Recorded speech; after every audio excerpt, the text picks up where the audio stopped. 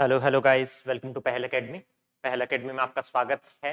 आज की क्लास में हम करने वाले हैं तीन जो मेजर टॉपिक है वो कंप्लीट करने वाले हैं, जिसमें से दो क्वेश्चन आने की पूरी संभावना है आपके।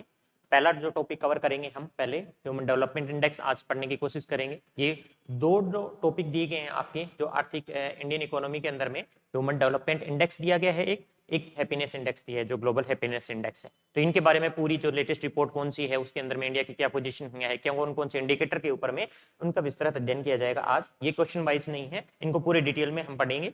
और उसके बाद में रहेगा हमारे पास जो तीन चैप्टर है जो राजस्थान इकोनॉमिक सर्वे में डेली प्रैक्टिस क्वेश्चन में करते आ रहे हैं। छठा चैप्टर तक हमारा कंप्लीट हो गया था, डिमांड थी कि इसको जल्दी से कंप्लीट करवाया जाए, तो उसके बारे में बता देता हूं। आज हम करने वाले 7वां, 10वां और 11वां चैप्टर। 8 और 9 को हमने स्किप किया है। 7th वाले चैप्टर में रहेगा अर्बनाइजेशन, जो पॉपुलेशन से रिलेटेड, सेक्स रेशियो से रिलेटेड सारे क्वेश्चन है वो कवर करने की कोशिश करेंगे। 10वां जो चैप्टर है वो बताता है राज्य की वित्तीय स्थिति को, तो उसके बारे में रिलेटेड की कौन कितना फिस्कल डेफिसिट है, रेवेन्यू डेफिसिट है, उससे किस तरीके के क्वेश्चन आएंगे, किस तरीके से कंपोजिशन आपको पूछा जा सकता है, वो कवर करेंगे। और जो 11वां चैप्टर है वो है एसडीजे इंडेक्स के बारे में। तो एसडीजी इंडेक्स है, इंडिया लेवल पे क्या है, राजस्थान में कितने इंडेक्स आ चुके हैं और हर इंडेक्स में इंडिया की, राजस्थान और इंडिया की पोजीशन क्या है, किस जो इसमें इंडिकेटर है, जो 4 पार्ट में इसको डिवाइड किया गया है, वो सारा उसमें हमने कोशिश करेंगे कवर करने की। 8th और 9th है वो आपको मिलेगा कल। 8th और 9th के अंदर में हम क्या कर रहे हैं, करंट अफेयर की जो क्लासेस है उसमें 8 9 की जो सारी की सारी है, चैप्टर नंबर 8 और 9 है वो सारा शिक्षा, स्वास्थ्य और अदर जो सामाजिक सेवाओं की रिलेटेड जितनी भी योजनाएं हैं उनसे संबंधित है। तो उनका जो लेटेस्ट डेटा है वो हम कवर करने की कोशिश करेंगे, बिकॉज सर्वे के अंदर में हम पीडीएफ डाल चुके हैं, उसमें सारा जो सर्वे के अकॉर्डिंग डेटा है वो आपको वहां पे मिलेगा। और अगर आपको क्वेश्चन वाइज करना है या फिर योजनाओं के हिसाब से आपको पूरा कवर करना है इसको, तो ये सारा आपका कल कवर हो जाएगा और ये अपडेटेड योजनाएं आपको कल अवेलेबल हो जाएगी सारी की सारी। तो कल का भी वीडियो आराम से देखिएगा, जिसमें 8वां और 9वां चैप्टर आपका कंप्लीट हो जाएगा। तो इस तरीके से सर्वे के क्वेश्चन के देखें तो आज ये लास्ट क्लास है, और जितने 8वीं और 9वीं के चैप्टर के अंदर में योजनाएं दी गई है वो आपको कल कवर हो जाएगी। ठीक है, तो सबसे पहले हम देखेंगे एचडीआई इंडेक्स और ग्लोबल हैप्पीनेस इंडेक्स। जल्दी से इनको कवर कर लेते हैं, इससे किन किन तरीके से सवाल आ सकते हैं आपके, वो भी कवर कर लेते हैं, लेटेस्ट डेटा इसमें रिवीजन कर लेते हैं। उसके बाद में शुरू करेंगे 7th चैप्टर से अपने क्वेश्चन। तो सबसे पहले आता है ह्यूमन डेवलपमेंट इंडेक्स। दो ही अगर इंडेक्स दिए गए हैं, तो करंट अफेयर को छोड़ कर अगर आपसे पूछा जाए तो दो इंडेक्स है जो स्पेसिफिकली इंडियन इकोनॉमी के सिलेबस में दिए गए हैं। तो उसके रिलेटेड हमें पूरा डीप में हमें पढ़ना चाहिए कि कौन जारी करता है, किस लिए लाए गए हैं, समझना, उसके इंडिकेटर समझना, किस तरीके की डायमेंशन है जो वो कवर करते हैं। सबसे पहले देखते हैं एचडीआई। आप देखोगे कि ह्यूमन डेवलपमेंट इंडेक्स सबसे पहले लाया क्यों गया था, तो इसके बारे में हमें देखना है कि यहाँ पे एक वर्ड लिखा गया पीपल एंड देयर कैपेबिलिटीज।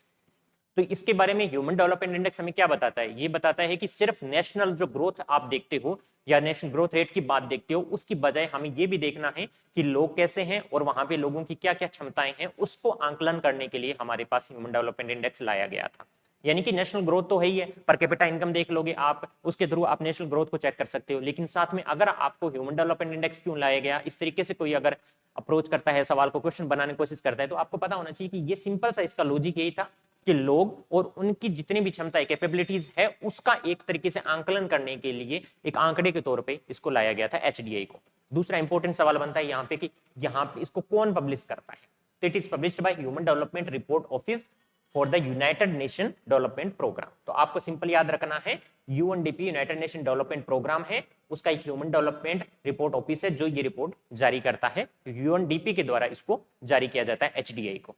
ठीक है, अब आता है कि इसके इंडिकेटर क्या है। इंडिकेटर देख लो, या इसको बोल दिया जाए कितनी डायमेंशन कवर करता है एचडीआई। जब हम बात करते हैं पीपल एंड देयर कैपेबिलिटीज, यानी लोग और उनकी क्षमताओं के बारे में बात करते हैं, तो इसके अंदर में क्या क्या चीजें शामिल होनी चाहिए जिससे हमें ये पता लग सके। तो ये बेसिकली 3 डायमेंशन है, उनको कवर करता है।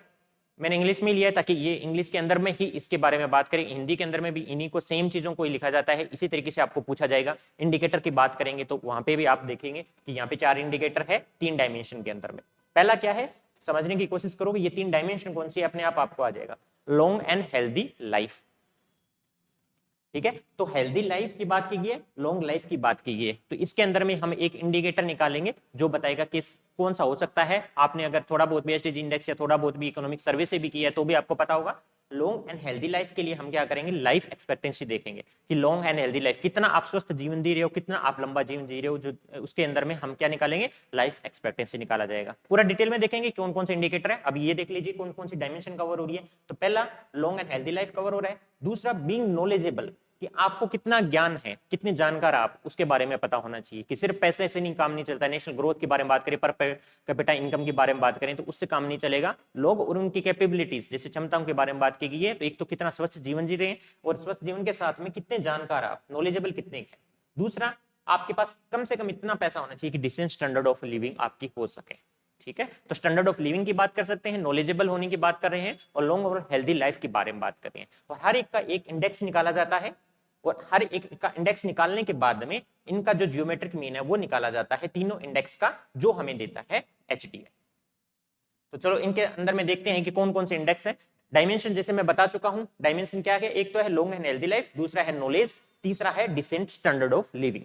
अब इन डायमेंशन को कवर करने के लिए हमने अलग अलग इंडिकेटर बनाए हैं। पहला इंडिकेटर क्या होगा, लॉन्ग एंड हेल्दी लाइफ का, जो हमने अभी बात करी थी, लाइफ एक्सपेक्टेंसी एट बर्थ।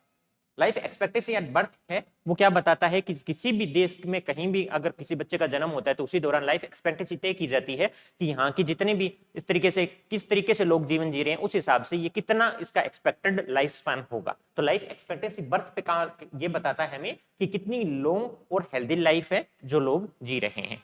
ठीक है, तो इसके आधार पर हमें लाइफ एक्सपेक्टेंसी बर्थ के आधार पर एक लाइफ एक्सपेक्टेंसी इंडेक्स निकल जाता है।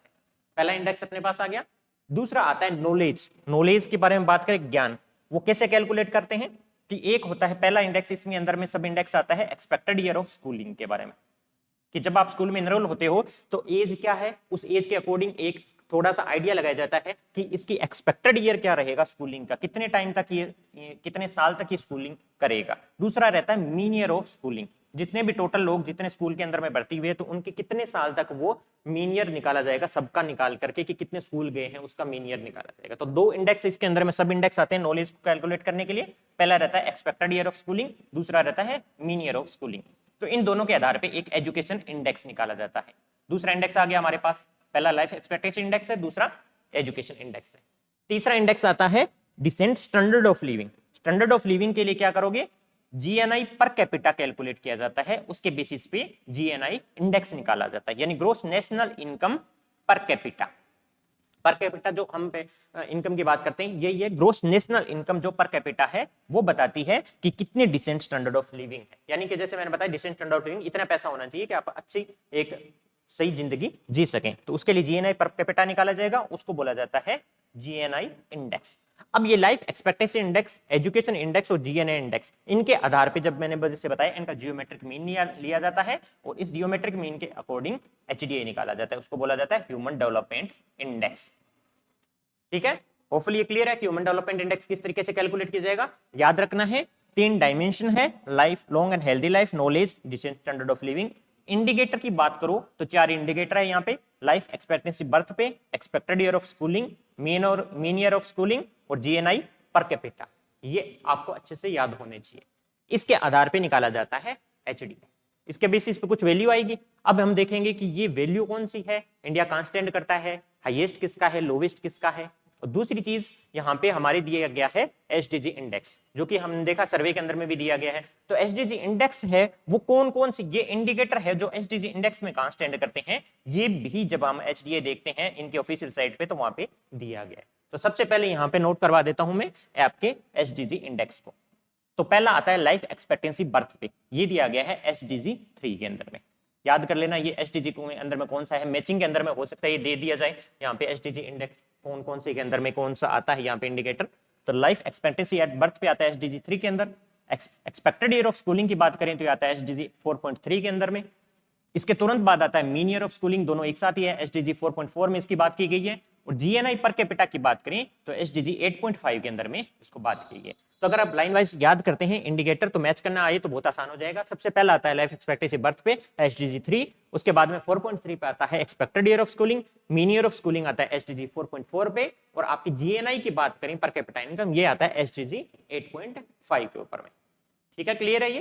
तो इसके बेसिस पे इनके अंदर में इनको डिस्कशन किया गया है, इंडिकेटर और डायमेंशन हमने देख लिया है। अब हम डेटा देखते हैं कि किस आधार पे होता है, इंडिया की क्या वैल्यू है एसडीजी के अंदर में, एचडीए के अंदर में जो हम कैलकुलेट कर रहे हैं, मिनिमम क्या होता है, मैक्सिमम क्या होता है। ठीक है, हाईएस्ट जो है वो आप याद कर लो स्विट्जरलैंड को है। अभी जो है हाईएस्ट जिसके पास में है एसडीए की वैल्यू है, जो हाईएस्ट अगर आप सबसे पहली टॉप कंट्री बोल दिया जाए तो वो कौन सी है, स्विट्जरलैंड है। उसका वैल्यू है 0.962, ये भी मैंने यहाँ पे लिखा हुआ है, याद कर लीजिएगा 0.962 है स्विट्जरलैंड की वैल्यू। इंडिया कहां स्टैंड करता है, इंडिया जो करता है 132, इंडिया की रैंक क्या है 132 है इंडिया की करंट रैंक, और इसकी वैल्यू बोल दी जाए तो वो है 0.633। हम हर एक इंडिकेटर की वैल्यू भी देखेंगे इसके अंदर में, हो सकता है ज्यादा डीप में जाके पूछें तो ज्यादा से ज्यादा वो सवाल पूछा जा सकता है कि हर एक इंडिकेटर की वैल्यू क्या है, और किसको जो लो एसडीए बोला जाता है, किसको मीडियम बोला जाएगा, किसको हाई, किसको वेरी हाई एसडीए बोला जाएगा, वो भी हम देख लेते हैं। जैसे स्विट्जरलैंड है वेरी हाई के अंदर में आता है 0.962 के अकॉर्डिंग, और इंडिया की वैल्यू है 132, जिसकी अगर वैल्यू का रैंकिंग 132 है, वैल्यू देखें तो आता है 0.633। लोवेस्ट बोल दिया जाए तो वो है साउथ सूडान की वैल्यू, ये 191, जो लास्ट है 191 कंट्रीज, ये कौन सी है, साउथ सूडान। इंडिया आता है 132। तो सबसे इंपॉर्टेंट तो ये याद करना आपको कि कौन सा है, 132 है 191 के अंडर में, और 0.633 अगर बाई चांस वैल्यू पूछ ली जाए तो इंडिया की जो एसडीए वैल्यू है हाल की वो कौन सी है, 0.633 वैल्यू रहती है। ठीक है, अब हम बात करें कि ये इंडिया की रैंकिंग भी देख ली, 132 है 191 में, और लास्ट है साउथ सूडान, पहला है स्विट्जरलैंड। लेकिन अगर हमसे क्वेश्चन में ये पूछा जाता है कि ज्यादा पूछ लिया जाता है कि जो नेबर कंट्रीज है उनके रिस्पेक्ट में बताइए इंडिया की क्या वैल्यू है, कौन कौन सी नेबर कंट्रीज है इनकी ज्यादा है, किसकी कम है, तो जो दी गई है वो वैल्यू उसके अकॉर्डिंग हमारे पास में है कि 132 रैंकिंग के हिसाब से देखें जी, एचडीए वैल्यू 0.633 के हिसाब से देखें, हमसे ऊपर है श्रीलंका, मालदीव, भूटान और बांग्लादेश। ये देखो इनमें से पूछा जा सकता है किसी का भी कि अगर ये देख लिया जाए या नेबर कंट्रीज में से देखा जाए उससे इंडिया की जो है रैंकिंग कम है क्या, तो बिल्कुल सही स्टेटमेंट होगा, स्टेटमेंट वाइज भी ये क्वेश्चन पूछा जा सकता है। तो पहला क्या है कंट्री, श्रीलंका, श्रीलंका की कितनी है 73rd है, मालदीव की 90 जो हमसे बेटर है, भूटान हमसे बेटर है 127, और बांग्लादेश भी बेटर है 129। तो अगर एचडीए की वैल्यू इनकी याद नहीं कर रहे तो भी सफिशिएंट है, लेकिन इनके साथ में इनकी रैंक याद करने की कोशिश कर लीजिएगा, वो भी नहीं हो पाए तो इतना जरूर याद कीजिएगा कि श्रीलंका, मालदीव, भूटान और बांग्लादेश है इनकी एचडीए वैल्यू इंडिया से बेटर है, यानी इंडिया 132 है उससे ऊपर रहेगी, तो ये याद करना बहुत जरूरी है। तीसरी बात हमने करी थी कि एसडीए को हम देखेंगे कि कितने पार्ट में डिवाइड किया गया, लो एसडीए, मीडियम एसडीए, वो भी पूछा जा सकता है, या फिर इंडिया की जो 0.633 की वैल्यू की गई है कैलकुलेट, उसमें जो सब इंडिकेटर के अंदर में इसकी वैल्यू क्या है वो भी पूछी जा सकती है। ठीक है, तो 2021 की हमारे पास लेटेस्ट वैल्यू है, ये जो एसडीए की बात करी है मैंने रिपोर्ट, ये 2021 की है, यही जो लास्ट रिपोर्ट आई थी, अभी वाली रिपोर्ट अभी तक अवेलेबल है नहीं, लेटेस्ट डाटा है जो इसी का रहेगा। देखो यहाँ पे दिया गया है, मैं लिख देता हूं, अगर यहाँ से नहीं दिख रहा तो लो एसडीए किसको बोला जाता है, 0.55 से नीचे रहता है उसको लो एसडीए बोला जाएगा। मीडियम किसको बोला जाएगा, मीडियम रहेगा 0.55 से लेकर के 0.699 का डेटा है वो मीडियम के अंदर में कैलकुलेट किया जाएगा। हाई रहेगा, हाई एसडीए बोला जाएगा 0.7 से लेकर के 0.79 या 0.7 से 0.8 तक का जो वैल्यू है वो हाई एसडीए में काउंट किया जाएगा, और वेरी हाई जो है वो होगा 0.8 के बराबर हो या उससे ज्यादा हो, तो वो वेरी हाई एसटीए के अंदर में आएगा। तो चार पार्ट में इसको डिवाइड किया गया है एसटीए को दिखाने के लिए, और स्विट्जरलैंड की वैल्यू देखी थी 0.962, वो बहुत ज्यादा है, वेरी हाई कैटेगरी के अंदर में आएगी। और इंडिया की जो वैल्यू आती है 0.632 वो मीडियम आती है, तो इंडिया का ऐसा भी पूछा जा सकता है कि मीडियम एसडीए कैटेगरी के अंदर में आता है, तो बिल्कुल सही है। ठीक है, तो ये भी देखना है हमें, इंडिया के रिस्पेक्ट में चार कैटेगरी है जिसमें इंडिया 0.633 की बात की गई है, वो किसके अंदर में आ रहा है, मीडियम के अंदर में आ रहा है। ठीक है, अब देख लेते हैं 0.63 जो 2020 में कैलकुलेट की गई थी एसडीए वैल्यू, उससे थोड़ा सा कम हुआ है, बहुत ही माइन्यूट सा कम हुआ है 0.009। तीन इंडिकेटर है इनकी, बहुत इंपॉर्टेंट है वैल्यू, आपको क्या देखना, लाइफ एक्सपेक्टेंसी बर्थ पे कितनी है इसके अकॉर्डिंग 67.2 ईयर है, याद कर लेना ये 67.2 ईयर्स है लाइफ एक्सपेक्टेंसी बर्थ पे।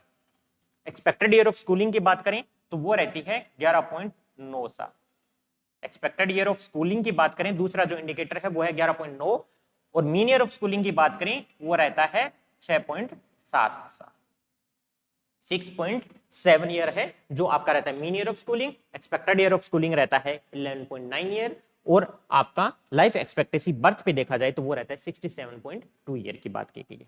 ठीक है, और gross national income per capita देखें तो 6590 की बात की गई है 2017 से जो कांस्टेंट है। तो ज्यादातर ये पूछा जाता है, पहले 3 इंडिकेटर है, इनकी वैल्यू पूछी जा सकती है। जैसे कि आपको एक स्टेटमेंट ये दी जाए कि एचडीए वैल्यू के अनुसार लाइफ एक्सपेक्टेंसी बर्थ पे आपकी 67.2 ईयर है क्या, तो ये कौन सा स्टेटमेंट सही है गलत है। अगर आपको 2 या 3 स्टेटमेंट के अकॉर्डिंग बना के एचडीए इंडेक्स पूछा जा सकता है तो इसमें किसी एक की वैल्यू ली जा सकती है।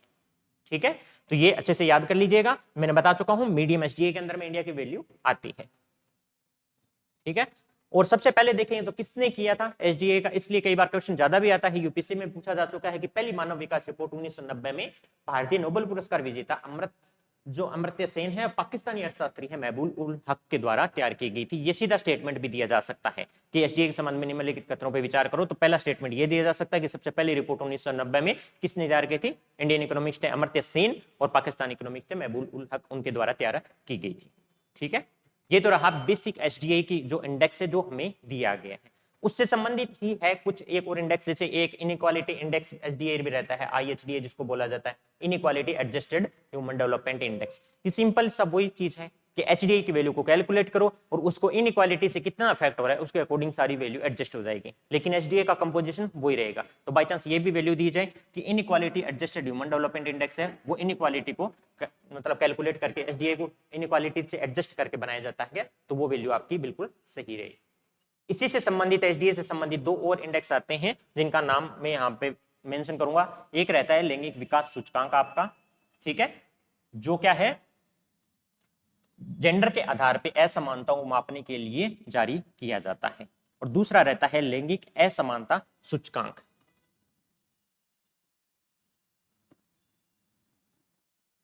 GII gender inequality index. अब देखेंगे एचडीआई है और आपका ये ग्लोबल हैप्पीनेस इंडेक्स तो डायरेक्ट आपके दिए भी गए हैं, और ये जो करंट के अंदर में भी इंपॉर्टेंट रहता है जो एचडीए के साथ में ही कैलकुलेट किया जाता है।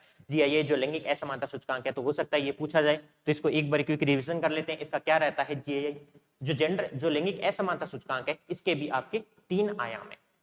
ठीक है, ताकि ये देखा जा सके कि आप जेंडर बेस पे लैंगिक असमानता है वो कितनी का इफेक्ट करिए है। लैंगिक असमानता के आधार पे देखेंगे तो जैसे फीमेल का कितना पार्टिसिपेशन है और किन किन सेक्टर के अंदर में है जो ये कैलकुलेट करता है, बिकॉज वो भी एक तरीके से ह्यूमन डेवलपमेंट के अंदर में आता है। ठीक है, तो बेसिक जो ह्यूमन डेवलपमेंट इंडेक्स आपको बता चुका हूं, उतने डेटा याद करना है। बाई चांस ये करंट के हिसाब से आ जाए या ह्यूमन डेवलपमेंट के हिसाब से आ जाए तो इसके भी जो लैंगिक असमानता सूचकांक है इसके भी 3 आयाम होते हैं। देखो यहाँ पे देख लो, सिंपल सा देख लेते हैं, 3 डायमेंशन देख लेते हैं, इसके इंडिकेटर देख लेते हैं।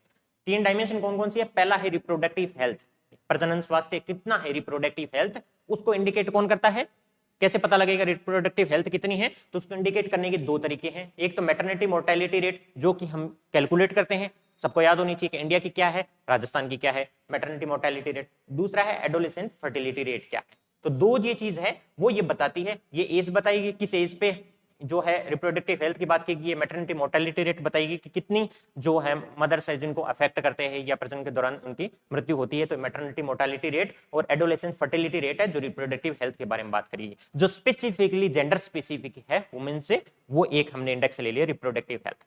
दूसरा रहता है सशक्तिकरण की बात करते हैं, यानी कि एम्पावरमेंट। एम्पावरमेंट कैसे करोगे, एम्पावरमेंट भी 2 तरीके से यहाँ पे कैलकुलेट किया जाता है। पहला है पार्लियामेंट के अंदर में रिप्रेजेंटेशन, यानी कि लोकसभा राज्यसभा के अंदर में आपकी सीट कितनी है, पॉलिटिकल रिप्रेजेंटेशन कितना का है। दूसरा इंपावरमेंट चेक किया जाता है आपकी शिक्षा कितनी है, एजुकेशन कितनी है, तो एजुकेशन अटेनमेंट कितना है सेकेंडरी लेवल का या उससे ज्यादा का, तो 2 चीजें इसमें कैलकुलेट होगी। सिंपल सा याद रखना, पार्लियामेंट में रिप्रेजेंटेशन और एजुकेशन कितना का अटेनमेंट हुआ है सेकेंडरी लेवल या उससे ज्यादा।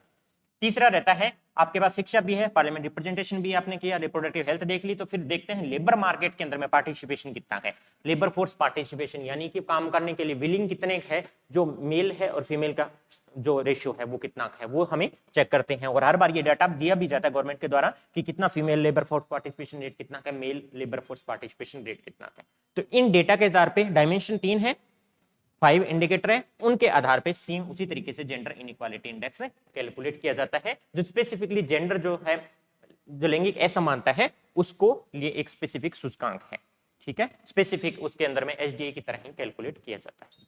तो ये हो गया एचडीए से संबंधित बात, ये क्विक रिवीजन था आपके लिए, एग्जाम पॉइंट ऑफ व्यू से बहुत इंपॉर्टेंट है, तो ये देख लीजिएगा। इसकी जो पीडीएफ भी है ये भी हम डाल देंगे टेलीग्राम चैनल पे बाद में रिवीजन के लिए। ठीक है, अब देख लेते हैं ग्लोबल हैप्पीनेस इंडेक्स, वैश्विक प्रसन्नता सूचकांक क्या है। तो ये वही सेम चीज रहेगा, कौन जारी करेगा? संयुक्त राष्ट्र सतत विकास समाधान नेटवर्क ने विश्व खुशहाली रिपोर्ट जारी करी, उसके बेसिस पे ये ग्लोबल हैप्पीनेस इंडेक्स कैलकुलेट किया जाता है। तो सस्टेनेबल सॉल्यूशन डेवलपमेंट नेटवर्क ये जारी करता है, संयुक्त राष्ट्र संघ का है, यूएन का है, यूनाइटेड नेशन का है, सतत विकास समाधान नेटवर्क सस्टेनेबल जो डेवलपमेंट सॉल्यूशन नेटवर्क है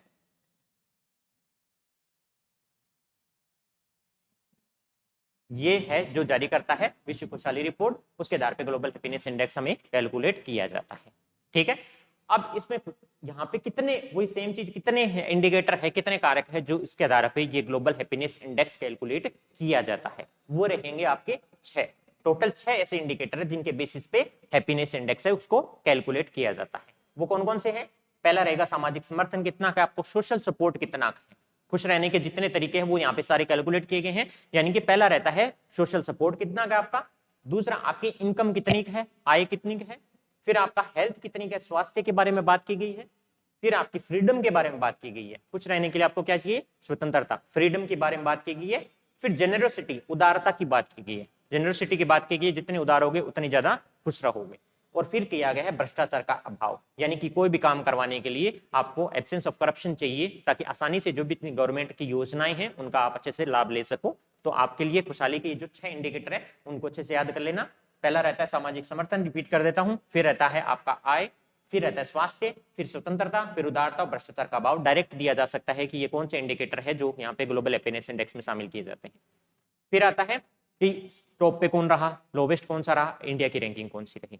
तो सर्वश्रेष्ठ जो शीर्ष प्रदर्शनकारी लगातार 6ठे वर्ष में रहा है, कौन रहा है?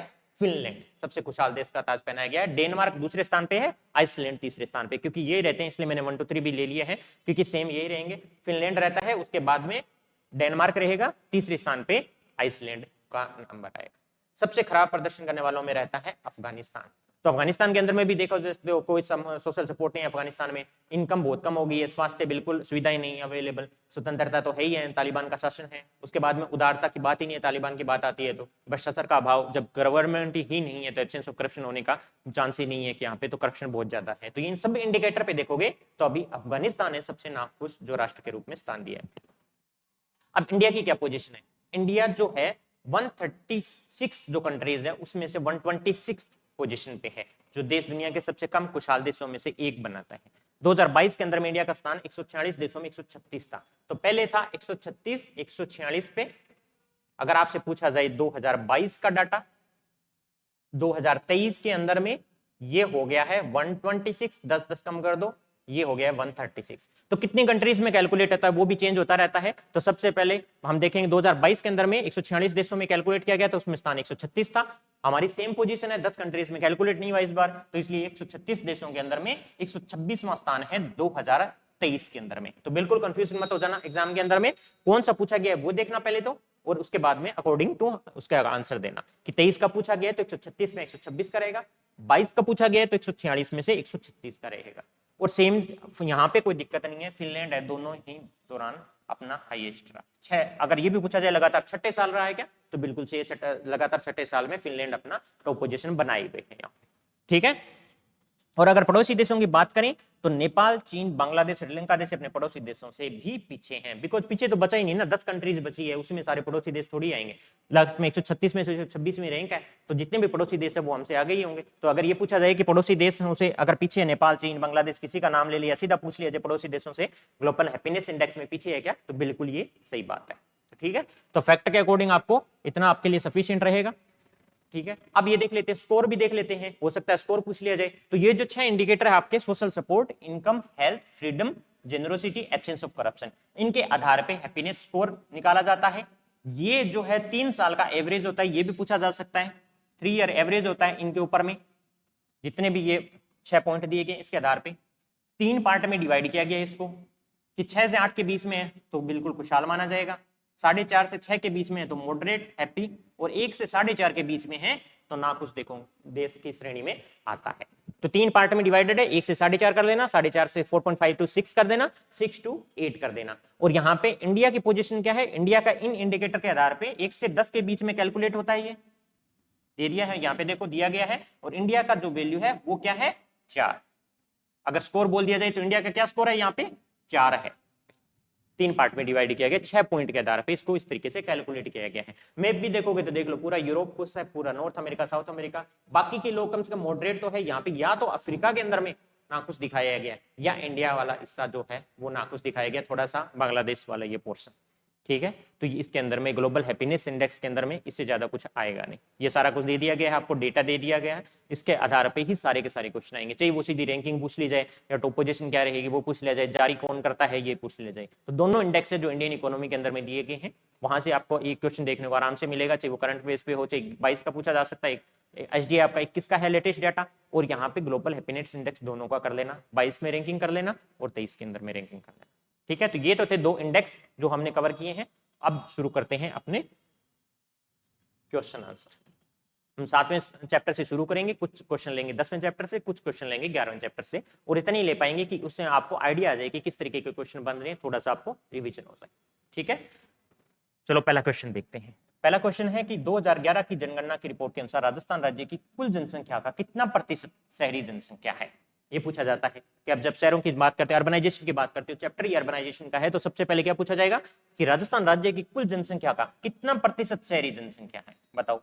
23.39 है, 24.87 है, 34.3 है, 31.02 है। क्या रहेगा इसका आंसर? इसका आंसर है 24.87।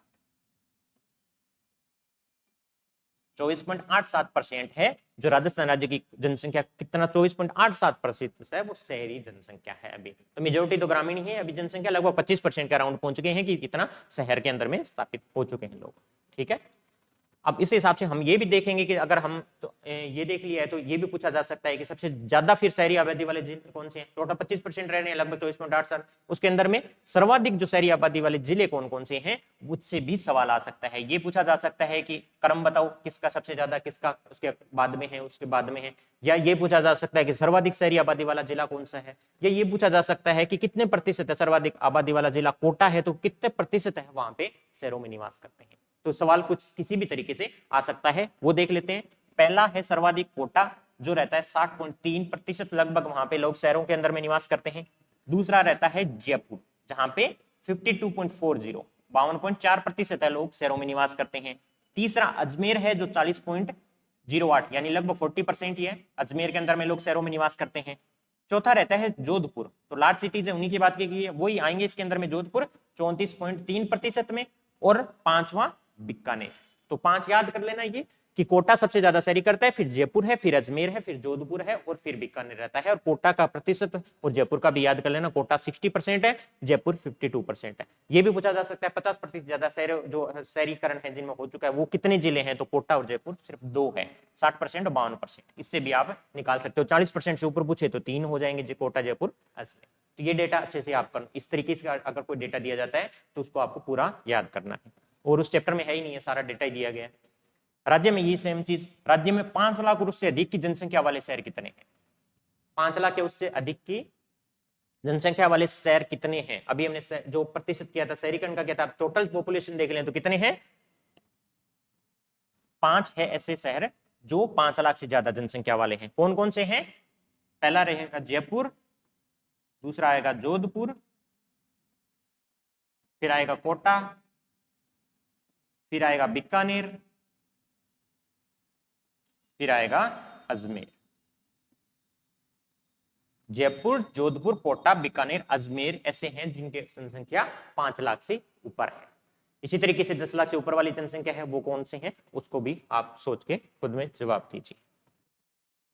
अगला सवाल आता है अपना, 2011 की जनगणना रिपोर्ट के अनुसार राजस्थान राज्य में सबसे कम शहरी जनसंख्या वाला कौन सा जिला है? सबसे लार्ज करते हो उसके साथ में हर एक के अंदर में, चाहे वो सेक्स रेशियो रहे, चाइल्ड सेक्स रेशियो रहे, यहाँ पे जनसंख्या शहरीकरण की बात करें, लार्जेस्ट 4 है वो भी करने आपको, लोवेस्ट जो 4 दिए गए हैं, जो प्रॉपर डायग्राम के थ्रू सर्वे के अंदर में इतना अच्छा डाटा दिया गया है उसको अच्छे से याद करना है। इसमें से आपके आराम से आते हैं 1 या 2 क्वेश्चन, ठीक है। तो यहाँ पे सबसे कम शहरी जनसंख्या वाला जिला पूछा गया डूंगरपुर, बाड़मेर, बांसवाड़ा और प्रतापगढ़। कौन सा बताओ, डूंगरपुर है या बांसवाड़ा है? डूंगरपुर है। सबसे कम शहरी जनसंख्या वाला जिला कौन सा है? ये क्या है? डूंगरपुर है, ठीक है। देखो प्रतिशत वो लार्जेस्ट लिखा था तो हमें लोवेस्ट के अंदर में भी देखना पड़ेगा। जो हमने बात करी थी बांसवाड़ा क्या है? सबसे कम जनसंख्या, कंफ्यूज मत होना, सबसे कम जनसंख्या टोटल पूछ ले क्या रहेगा, बांसवाड़ा। और सबसे कम शहरी जनसंख्या पूछ लिया जाए तो वो क्या रहेगा, डूंगरपुर। डूंगरपुर की 6.39%, सबसे कम की हो लार्जेस्ट के उनके तो प्रतिशत भी याद करने आपको, 6.39% है वो शहरी जनसंख्या है। फिर आता है दूसरा बाड़मेर, तीसरा है बांसवाड़ा, चौथा है प्रतापगढ़, पांचवा है जालौर। तो चार जरूर याद होने चाहिए, डूंगरपुर, बाड़मेर, बांसवाड़ा, प्रतापगढ़। ये दिए गए हैं आपको जनसंख्या के शहरीकरण के हिसाब से कितना प्रतिशत है इसका क्षेत्रफल। और सबसे कम जनसंख्या टोटल में देख लें तो वो क्या रहेगा, बांसवाड़ा। ठीक है, ठीक है, इसको अच्छे से याद करिएगा, बांसवाड़ा रहेगा। अब आपसे सवाल आता है, नेक्स्ट क्वेश्चन है वो है, राज्य में विकास प्राधिकरण कितने जिलों में बनाए गए हैं। अब राज्य में विकास प्राधिकरण है जो डेवलपमेंट अथॉरिटी कितने जिलों में बनाए गए हैं, 4, 3, 2 या किसी जिले में नहीं। पहले 3 थे, अब 4 हो गए हैं, इसका आंसर 4 रहेगा अभी, क्योंकि हाल ही के अंदर में कौन कौन से हैं, पहले आपको पता होगा जेडीए है, जयपुर डेवलपमेंट अथॉरिटी है, फिर आता है जोधपुर आपका, ये तो पुराने थे, अजमेर है जहां पे है, अब कोटा को स्वीकृत किया गया है। कोटा के अंदर में भी विकास प्राधिकरण बनेगा। और अगर आपसे पूछा जाए कौन से बजट में घोषणा की गई है, 2022-23 के बजट में इसकी घोषणा की गई थी कोटा के अंदर में। तो अभी इसके अंदर में ये भी हो गया कि इसका शुरू कर दिया जाए काम। तो कोटा अभी पूछा जाए विकास प्राधिकरण कितने हैं, तो कोटा को भी शामिल करना है, 4 है टोटल, 22-23 के अंदर बजट में इसकी घोषणा की जा चुकी है टोटल। आर्थिक समीक्षा 22-23 के अनुसार राज्य में दशकीय जनसंख्या वृद्धि कितने प्रतिशत रही है। बहुत पुराना डाटा है, नया जनसंख्या का डाटा आ नहीं रही है, तो वही पुराना डाटा हो सकता है बारी बारी से पूछा जाए। तो उसी के बेसिस पे सिंपल सा सवाल है, दशकीय जनसंख्या वृद्धि दर कितनी रही है, यहाँ पे 21.3%। ये तो सब इकोनॉमिक सर्वे कितना 10 साल पुराना निकाल लो, ये रहेगी 21.3% है।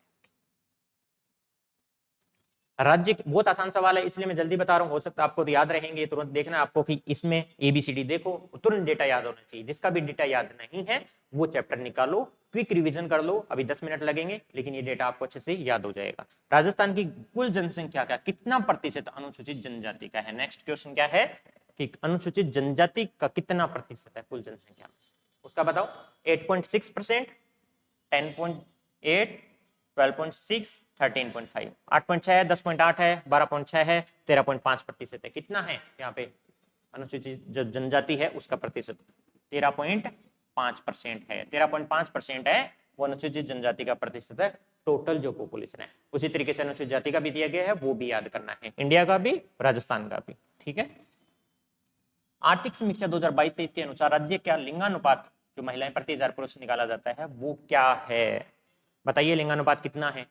उसके बाद में यहाँ से इसी में देख के बताइए, सोचिए कि इंडिया का कितना है, उसके हिसाब से देखिए चाइल्ड सेक्स रेशियो कितना है राजस्थान का, उसी बेसिस पे सोचिए इंडिया का कितना है चाइल्ड सेक्स रेशियो।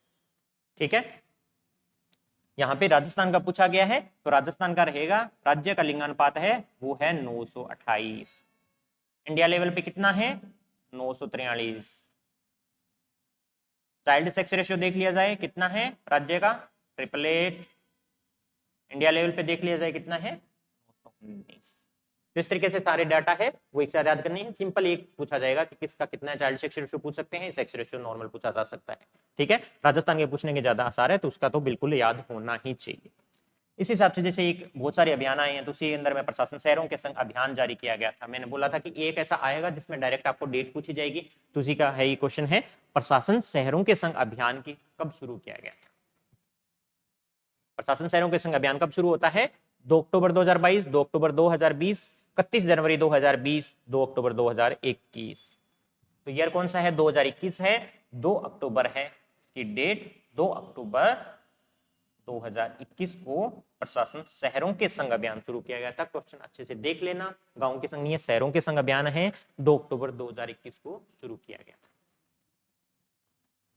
अब अगले क्वेश्चन का आंसर बताइए, राज्य सरकार द्वारा गरीबों को पौष्टिक भोजन उपलब्ध कराने के उद्देश्य से शहरी क्षेत्र में किस योजना को प्रारंभ किया गया। शहरी क्षेत्र में पूछा गया, गरीबों को पौष्टिक भोजन देना है, शहरी क्षेत्र में देना है। डिटेल में योजना आपको मिल जाएगी, अब से पहले करंट में करवाई जा चुकी है, सर्वे में करवाई जा चुकी है, किसमें कितना दिया जाता है। अभी सिर्फ ये बता दो शहरी क्षेत्र में पौष्टिक भोजन के लिए कौन सा है, अन्नपूर्णा, मिड डे मील शहरी योजना, इंदिरा रसोई, पोषण योजना। कौन सी रहेगी यहाँ पे, इंदिरा रसोई योजना। इंदिरा रसोई योजना शुरू की गई है शहरी क्षेत्र में गरीबों को पौष्टिक भोजन देने के लिए। डिटेल में ये सर्वे वाले चैप्टर के अंदर में आपका जो नोट्स है उसमें भी दिया गया, अपडेटेड है जो कल आपको ये योजना मिल जाएगी। इसी तरीके से केंद्र सरकार के अमृत मिशन के अंतर्गत राजस्थान के कुल कितने शहर शामिल किए गए हैं? कोई भी अगर योजना आती है केंद्र सरकार की जिसके अंदर में कुछ सिलेक्टेड सिटीज अगर सेलेक्ट किए गए हैं और राजस्थान के अगर कोई सिटी सिलेक्टेड है तो वो आपको एग्जैक्ट याद होनी चाहिए। यहाँ पे ये पूछा गया अमृत मिशन है उसके अंदर में केंद्र सरकार राजस्थान के कितने शहर शामिल कर रही है? 29, 28, 30 और 33। तो ये रहेगा डाटा 29, 29 है जो इसमें शहर शामिल किए गए हैं अमृत योजना के अंदर। अब आता है अगला क्वेश्चन, राजस्थान के स्मार्ट सिटी मिशन के अंतर्गत कौन सा जिला शामिल नहीं है स्मार्ट सिटी के अंदर में? और ये देखो जब 3 या 4 होते हैं तो उसके अंदर में ये क्वेश्चन जरूर बनता है कि कौन सा जिला शामिल नहीं है। तो स्मार्ट सिटी के अंदर मिशन के अंदर में कितने शामिल है? 4 शामिल है अभी, अजमेर, उदयपुर, कोटा, अलवर।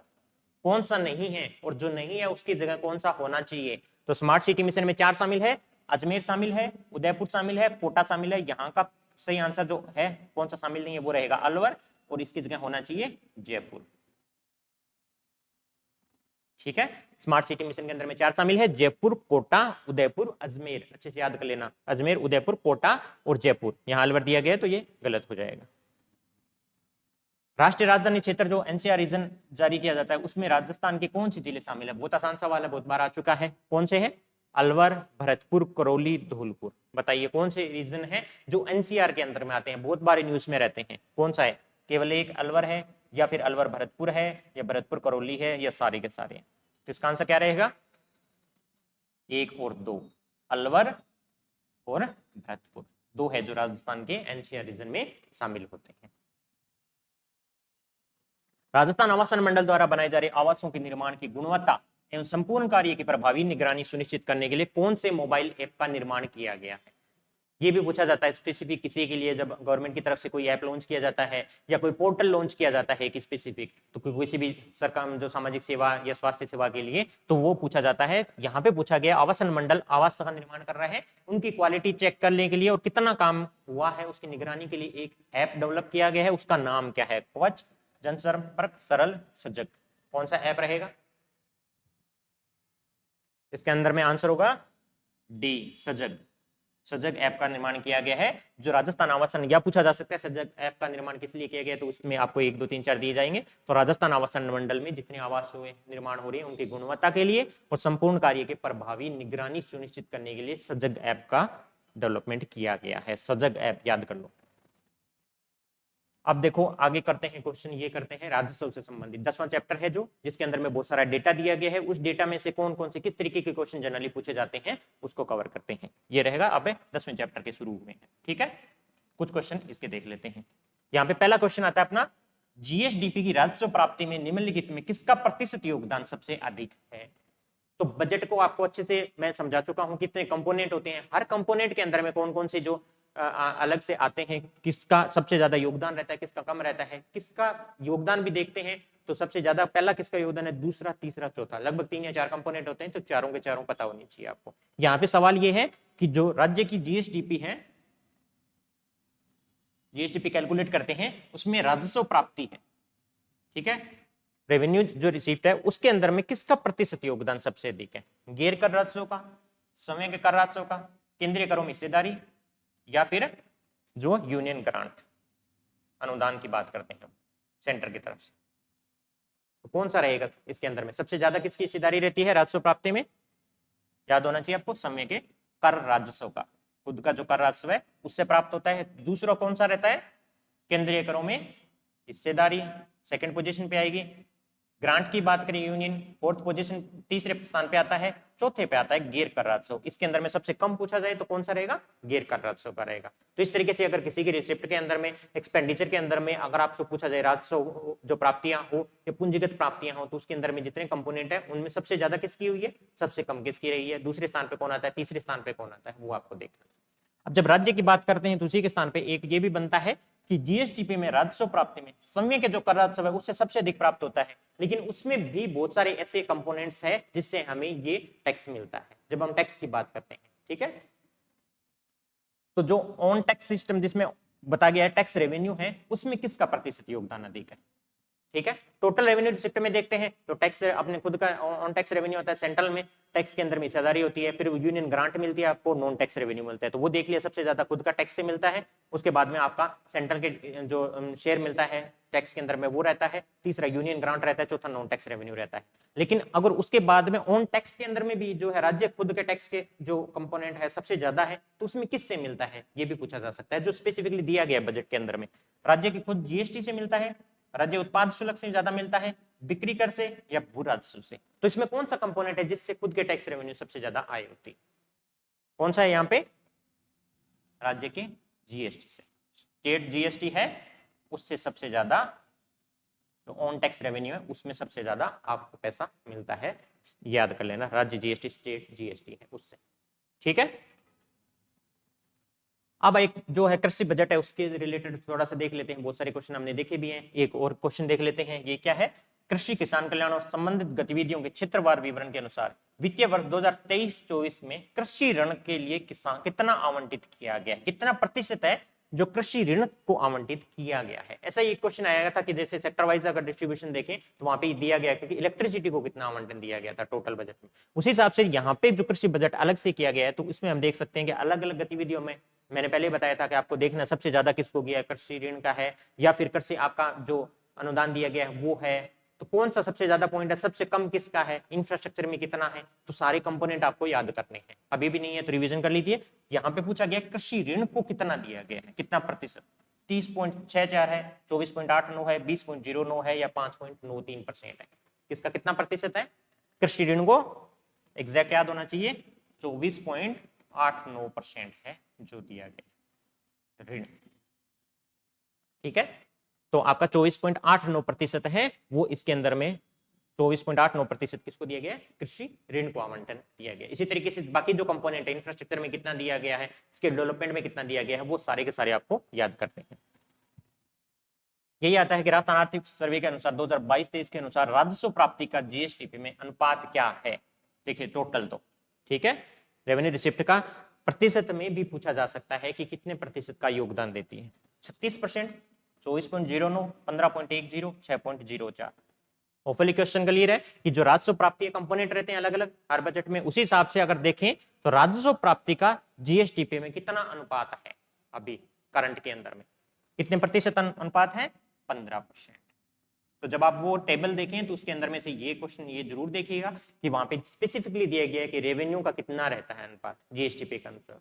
ठीक है, इसके साथ में एक और इंपॉर्टेंट जो क्वेश्चन आता है वो रहता है स्वयं के कर राजस्व की बात कर रहे थे, स्वयं के कर राजस्व का सबसे ज्यादा योगदान रहता है, स्वयं के कर राजस्व के अंदर में भी स्टेट जीएसटी का सबसे ज्यादा योगदान रहता है। उसके बाद में ये देखा जाता है कि स्वयं के कर राजस्व का जीएसटीपी में क्या अनुपात है या कितने प्रतिशत का योगदान देते हैं, ये निकाला जाता है ये पता करने के लिए कि टैक्स से जो स्टेट को कितनी आय हो रही है, क्योंकि सबसे ज्यादा आय होनी चाहिए टैक्स से।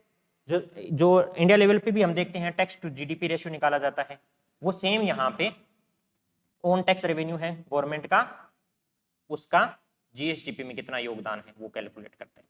तो ये जो इंडिया लेवल पे देखते हैं तो 11.1% है जो कांस्टेंट है अभी 2-3 साल से, और यही ओन टैक्स रेवेन्यू का जीएसटीपी में योगदान देखें तो यहाँ पे कितना है? 6.14%।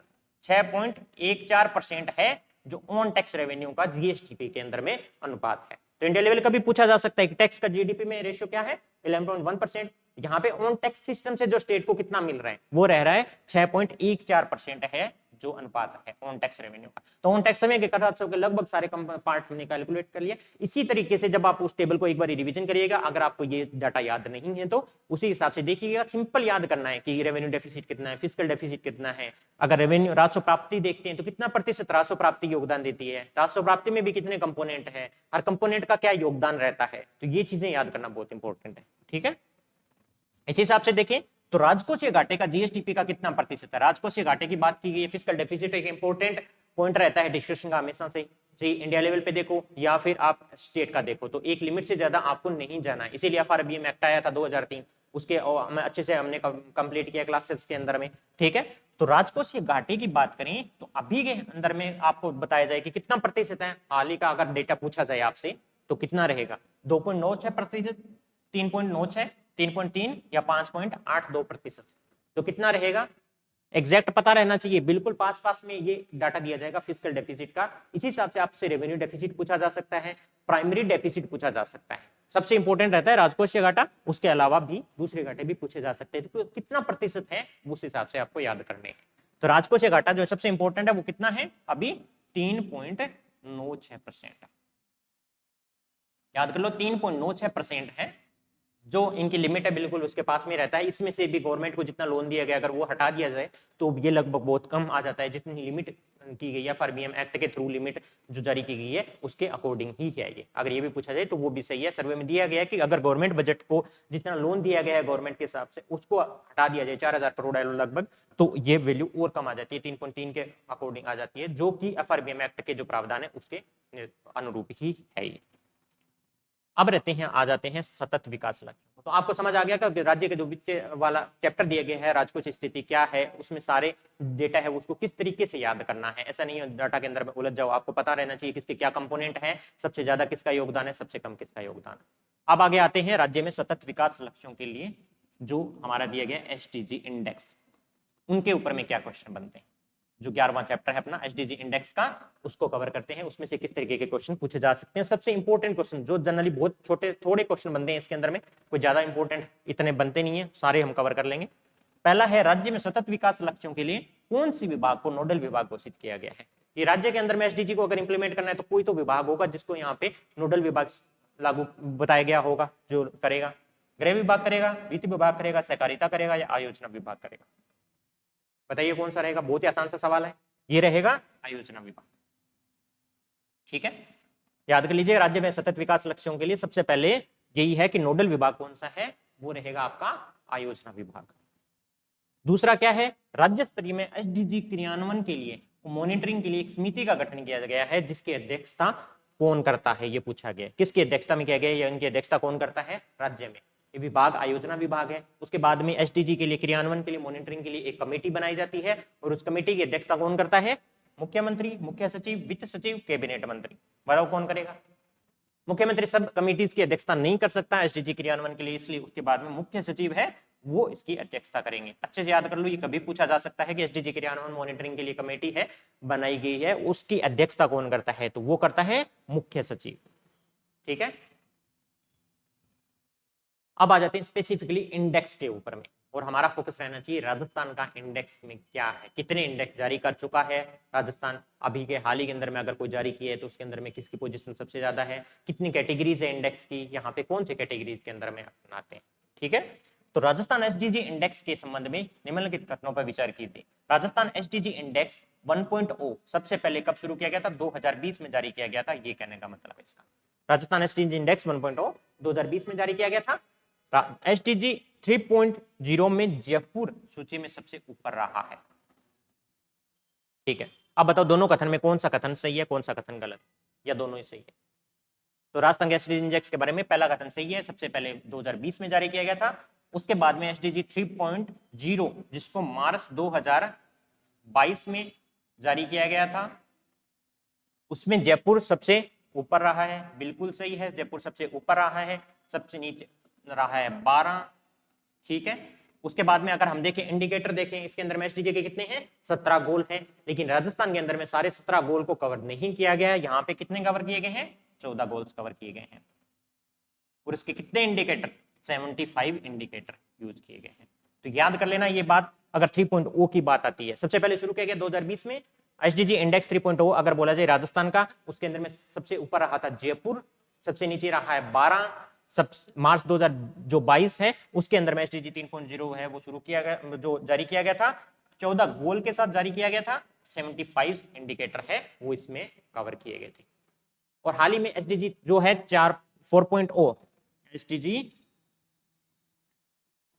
4.0 भी जारी हो चुका है। तो हमें दोनों करने हैं, 3.0 भी करना है। किसी से भी सवाल पूछा जा सकता है, मार्च 2022 का जारी किया गया है तो इससे भी पूछा जा सकता है 3.0 के अंदर में कौन सा रहा था। और अभी जो एसडीजी 4.0 है उसके बारे में भी अगला क्वेश्चन है जो आपको आंसर करना है।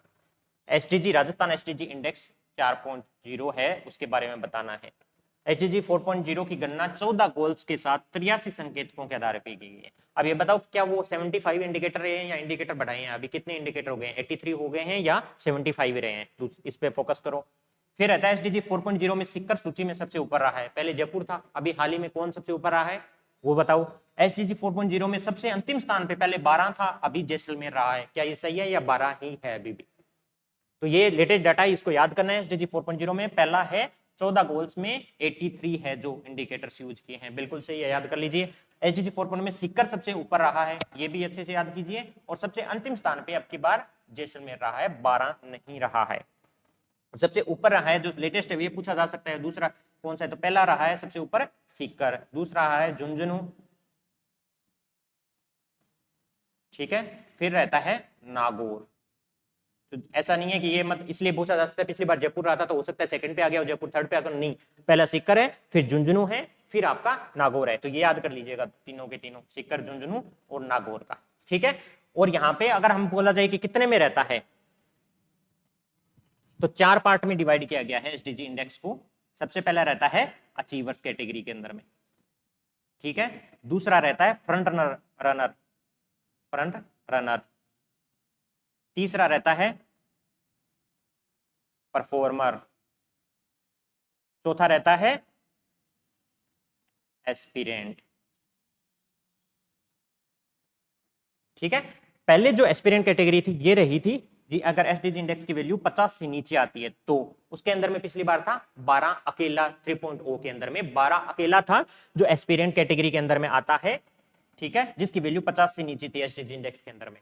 3.0 की बात करें तो, अगर एसडीजी इंडेक्स 4.0 की बात करें तो कोई सा भी नहीं है जो एस्पिरेंट में आता है, सारे के सारे परफॉर्मर के अंदर में आपके आएंगे, मतलब परफॉर्मर में आएंगे मैक्सिमम, एस्पिरेंट कैटेगरी में कोई सा भी नहीं आता है। ये रहेगा 50 से 65 की जो वैल्यू है एसडीजी इंडेक्स की, उसके बीच को बोला जाता है परफॉर्मर। फ्रंट रनर रहेगा 65 से लेके 100 तक की, 100 से नीचे को, जो 65 से 100 के बीच का हो, और अचीवर्स रहेगा 100 जिसने एग्जैक्ट जो 100 की वैल्यू अचीव कर ली हो। तो राजस्थान ने तो एस्पिरेंट अभी आता है 4.0 के हिसाब से, एस्पिरेंट के अंदर में कोई डिस्ट्रिक्ट है नहीं, कोई डिस्ट्रिक्ट है जो अचीवर्स के अंदर में आता है, जो हाईएस्ट जो 100 अचीव कर चुका हो, टॉप अचीवर्स मान लो जिसको बोलते हैं, ये अचीव कर चुका हो, ठीक है। तो नए कैटेगरी है जो जैसलमेर भी रहा है, 12 भी इस बार है, ये हम एस्पिरेंट जो है 50 से ऊपर आ चुके हैं सब इंडेक्स के ऊपर में, लेकिन सबसे नीचे अभी जैसलमेर ही है। तो एसडीजी का ये डाटा है जो आपको अच्छे से याद करना है, रिवीजन कर लीजिएगा 4.0 का, इससे ज्यादा इसमें से कुछ नहीं आएगा। 3.0 पे भी पूछा जा सकता है, वो अच्छे से कर लीजिएगा। और बता चुका हूं आयोजना विभाग नोडल विभाग होता है, मुख्य सचिव की अध्यक्षता में एक समिति बनाएगी जो इसका कार्यान्वयन देखती है। तो हमने ये होपफुली ये सर्वे के जो कुछ क्वेश्चन है, women development index, happiness index का जो एक्सप्लेनेशन है वो आपको पसंद आया होगा। आप दोस्तों के साथ शेयर कीजिए, लाइक करिए, और उसके अलावा भी कोई और टॉपिक हो जिसपे आपको बनाना हो या किस तरह की क्लास लगती है वो कमेंट सेक्शन में बताइएगा, ठीक है। मिलते हैं अगली क्लास में। कल आपको साथ जो इसके अंदर में बचा है आपका 7th जो चैप्टर कर लिया, 8th और 9th की सारी योजनाएं हैं वो अपडेटेड, जो बजट के अंदर में नया अपडेट है, लास्ट डाटा है जो लेटेस्ट, उसके साथ में आपको कल मिलेगी, वो जरूर देखिएगा। तब तक के लिए बाय बाय, मिलते हैं अगली क्लास के अंदर में।